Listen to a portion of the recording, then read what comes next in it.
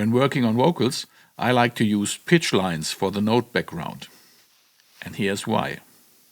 The regular note backgrounds have white and gray lanes reminiscent of piano keys. A well-tuned note is centered in the middle of a lane, and for this center you could imagine a line running through the lane. Or even better, get Melodyne to draw such lines for you. In the middle of what used to be the lane, you'll then have bold and thin lines. With well-tuned notes, the lines run right through the blob, as if the blob is firmly attached to a string. Flat notes seem to hang down from the string, and sharp notes float above it. To understand why we can actually rely on this placement in relation to the background lines, it's worth taking a look at the pitch movements in the human voice. First, make the movements visible. It's a lot of up and down maybe, but look a bit closer.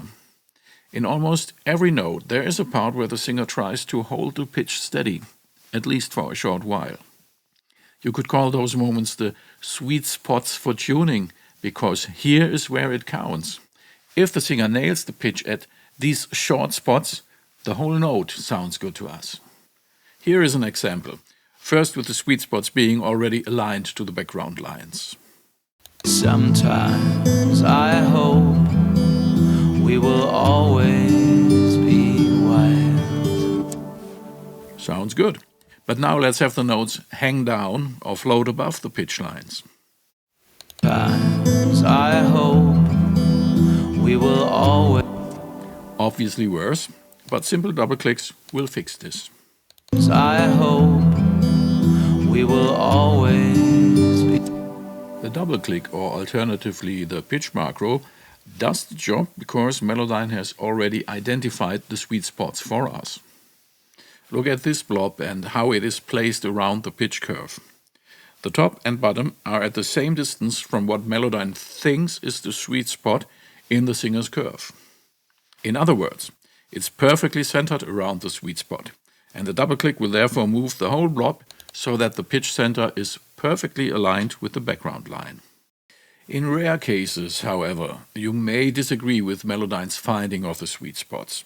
Take this note, for example. Melodyne assumes the sweet spot is somewhere around here, and therefore the double click leads to this. We will always.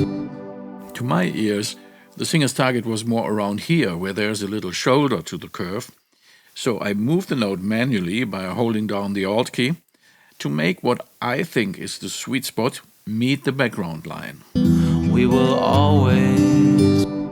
Today I've been using Melodyne Essential, but in one of my next videos I will use the additional tools of Melodyne Assistant onwards for adjusting more aspects of the sweet spots. So, stay tuned for that, and thanks for watching.